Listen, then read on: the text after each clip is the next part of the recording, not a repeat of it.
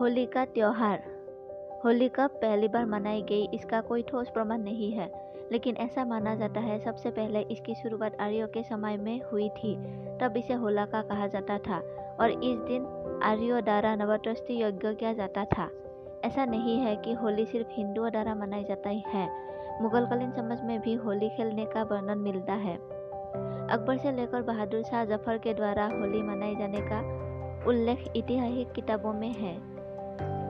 शाहजहां के काल में होली को ईद गुलाबी कहा जाता था। इसके अलावा कई प्राचीन चित्रों में जहांगीर को होली खेलते दर्शाया गया है। होली से जुड़ी पौराणिक कहानियाँ।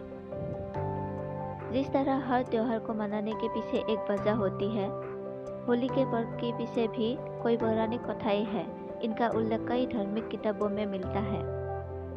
प्रहलाद और होलिका की कहानी। होली को लेकर यह कहानी सबसे प्रसिद्ध और प्रामाणिक कथा मानी जाती है।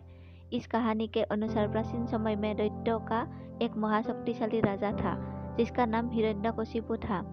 हिरण्यकशिपु विष्णु विरोधी था और अपने आप को ईश्वर मानता था।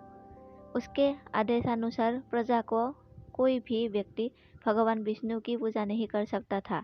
ऐसा करने पर उन्हें मृत्युदंड दिया जाता था, लेकिन उसका पुत्र प्रहलाद विष्णु भक्त था और अपने पिता के बार बार मना करने के बावजूद उसने भगवान विष्णु की भक्ति नहीं छोड़ी। फलस्वरूप हिरण्यकशिपु ने कई बार प्रहलाद को मारने की कोशिश की, लेकिन विष्णु कृपा से वो हर बार बच जाता। अंत में हिरण्यकशिपु ने भक्त प्रहलाद को मारने के लिए अपनी बहन होलिका की सहायता ली, जिसे आग में न जलने का वरदान प्राप्त था। आदेशानुसार होलिका प्रहलाद को अपनी गोद में लेकर आग में बैठी। ईश्वर कृपा से प्रहलाद को कुछ नहीं हुआ और होलिका स्वयं आग से जल गई।